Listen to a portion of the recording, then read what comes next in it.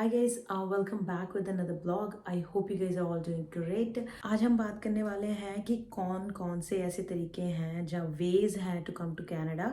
तो सारा उसका क्या प्रोसेस है, क्या चीज़ें होती हैं, कितने पैसे लगते हैं मोस्ट प्रॉबली, और क्या उसमें आना सही है या नहीं है। वैसे तो बहुत सारे तरीके हैं कनाडा आने के, तो अब बट हम आज कुछ पॉइंट्स के बारे में बात करेंगे कि कौन कौन से जो है मोस्ट ट्रेंडिंग कह लो या जो चल रहे हैं आजकल, वो कौन से तरीके हैं जिन वेज से आप कनाडा आ सकते हो। तो चलिए, without wasting any more time, let's start with the video.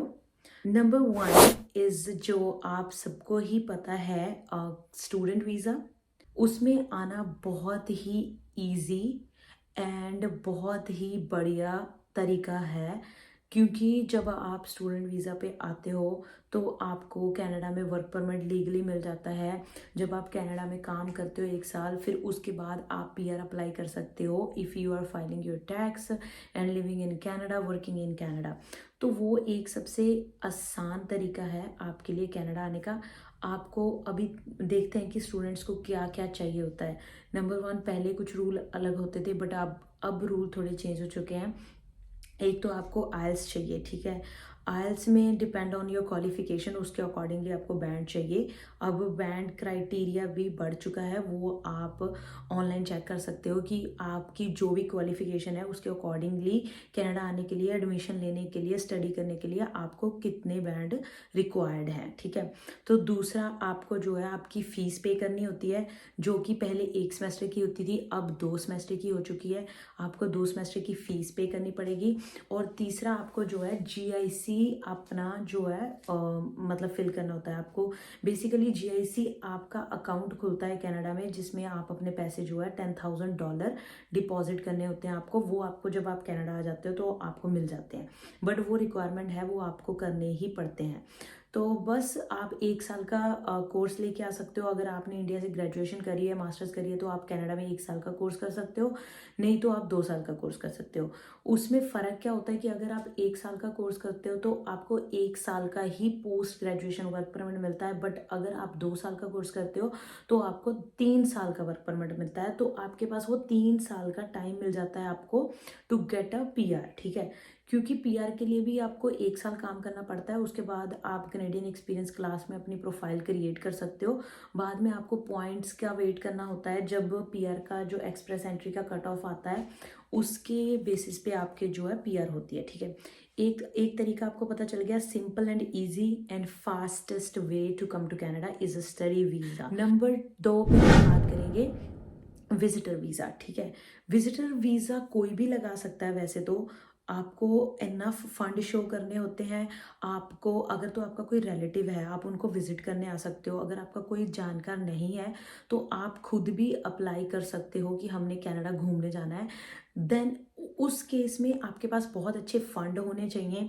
आपने जहाँ पे कनाडा में स्टे करना है, होटल में स्टे करना है, जहाँ एयरबीएनबी आपने बुक किया है, जहाँ रेंटल पे कुछ ले रखा है, वो आपको शो करना पड़ता है कि मैंने बुकिंग कर रखी है, मैंने यहाँ पे रहना है, तो तब भी आप आ सकते हो, ठीक है।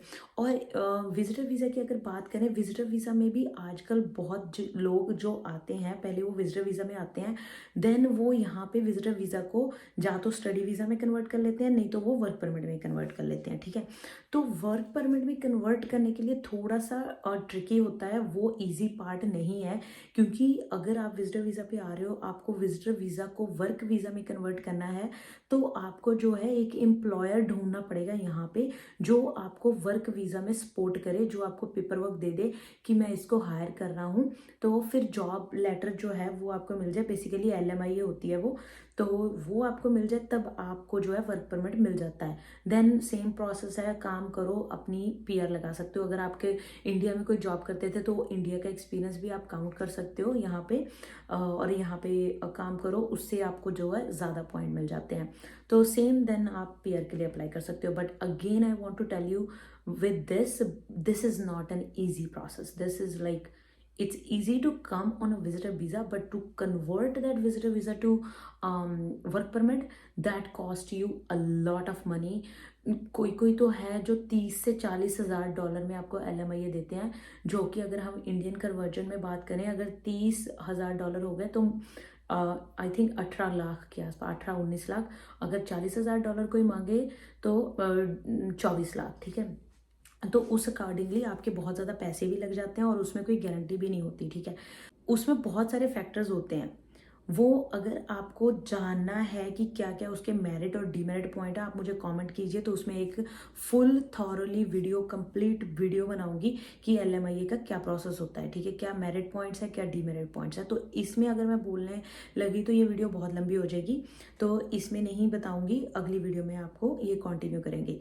तो अगले स्टेप पे चलने से पहले मैं आपको रिक्वेस्ट करना चाहती हूँ, if you guys are new on this channel, और या फिर आप हमें देखते हो बट आपने सब्सक्राइब नहीं किया हुआ है, तो प्लीज़ हमारे 1000 सब्सक्राइबर कंप्लीट होने वाले हैं, आप जल्दी से सब्सक्राइब कर लीजिए और इस वीडियो को लाइक कीजिए, शेयर कीजिए और बेल आइकन को दबा दीजिए ताकि आप हमारे नेक्स्ट फ्यूचर अपडेट्स को मिस ना करें। तो चलिए आगे बढ़ते हैं। नंबर 3 जो है वो आपका है वर्क परमिट। यस, आप इंडिया से भी वर्क परमिट अप्लाई कर सकते हो, बट अगेन वो भी सेम प्रोसेस है। आपको इंडिया में बैठे बैठे एक एम्प्लॉयर ढूंढना पड़ेगा जो आपको जॉब ऑफर करेगा, बट उस एम्प्लॉयर को कनाडा में ये प्रूव करना पड़ेगा कनेडियन गवर्नमेंट को कि आपसे बेटर उसको कोई भी बंदा कनाडा में नहीं मिला, मतलब उसको आपसे बेटर कैंडिडेट जो है PR कैंडिडेट नहीं मिला या फिर कनेडियन सिटीजन कैंडिडेट नहीं मिला, इसलिए वो आपको जॉब ऑफर कर रहा है और आपको कनाडा बुला रहा है। और दूसरी side, on your side as a candidate, आपको अपने एम्प्लॉयर को कन्विंस करना पड़ता है कि आप उन सबसे बेहतर हो या बेटर हो जो यहाँ पे ऑलरेडी रहते हैं, इसलिए वो आपको जॉब ऑफर करे, ठीक है। तीसरा पॉइंट ये भी है कि पैसे देके भी वो जॉब ऑफर दे देते हैं, अगेन वो भी 30,000 से 40,000 डॉलर आपको कॉस्ट करेगा, ठीक है। और उसके बाद भी लेट्स से अगर आप आ जाते हो, वर्क परमिट आपको मिल जाता है, जॉब ऑफर आपकी आ गई, सब कुछ ठीक रहा, सब कुछ हो गया, आप कनाडा आ गए, अगेन उसके बाद तो सेम प्रोसेस है, आपको यहाँ पे काम करना है, काम करने के बाद आपको PR अप्लाई कर देना है। और चौथा तरीका आपका कनाडा आने का ये है कि आप अगर लेट्स से आप किसी इंडिया में किसी कंपनी में काम कर रहे हो और उनकी ब्रांच जो है यहाँ पे भी है, कनाडा में भी है, वो आपको इंटरनल ट्रांसफ़र देते हैं अपनी कंपनी टू कंपनी, आपको उस सर्टेन टाइम के लिए वीज़ा मिलता है। तो आप इंडिया में जो लोग रह रहे हैं उनकी बजाय आपके लिए वो बहुत अच्छी अपॉर्चुनिटी होगी, क्योंकि अगर आपने यहाँ पे रह के फिर वो जो आपका वर्क परमिट होगा जब आप कनाडा में काम कर रहे होंगे तो वो आपका as a Canadian experience count होगा। जब आप PR की फाइल यहाँ पे काम करने के बाद अप्लाई करते हो, जो आपका इंडिया का जॉब का एक्सपीरियंस था वो तो काउंट होना ही है, प्लस जो आपने यहाँ पे काम किया है वो भी आपका काउंट होगा। तो जो बंदा इंडिया से वर्क परमिट या इंडिया से वैसे वर्क परमिट पे आ रहा है उसके मतलब कंपैरेटिवली आपके पॉइंट ज़्यादा बनेंगे, क्योंकि आपका कनेडियन एक्सपीरियंस काउंट होगा, ठीक है। तो एक तो वो तरीका भी हो गया। तो अगला हम बात करते हैं स्पाउजल वीज़ा। अगर तो आपका स्पाउस कनाडा में है, ठीक है, आपका हस्बैंड या फिर आपकी वाइफ, कोई आपका कनाडा में, आपका स्पाउस कनाडा में है, या फिर कोई आपको कनाडा में कोई लड़का मिल जाता है या लड़की मिल जाती है जिससे आप शादी करके आ सकते हो, वो तो बहुत ही आसान तरीका है, ठीक है। तो एक तो ये तरीका होगा। अगर आपका हस्बैंड या वाइफ एज ए स्टूडेंट भी आए हुए हैं कनाडा में, तो वो भी आपको बुला सकते हैं Canada as a spousal work permit पे, क्योंकि स्पाउस का एक बंदा जब यहाँ पे होता है तो जो दूसरा पार्टनर होता है उसको हमेशा ही वर्क परमिट मिलता है। एक बंदा स्टडी कर सकता है, दूसरा बंदा ऑटोमेटिकली वर्क परमिट पे आता है तो वो काम कर सकता है, ठीक है।